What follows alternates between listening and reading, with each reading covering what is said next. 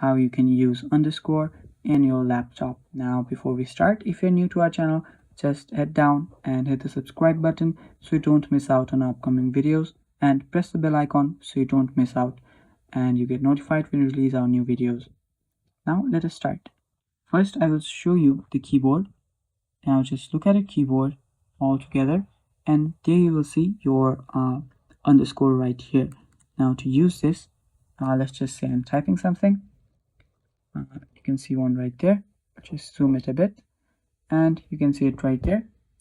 Now to type in underscore, what you will do is tap on shift and tap on this button right here.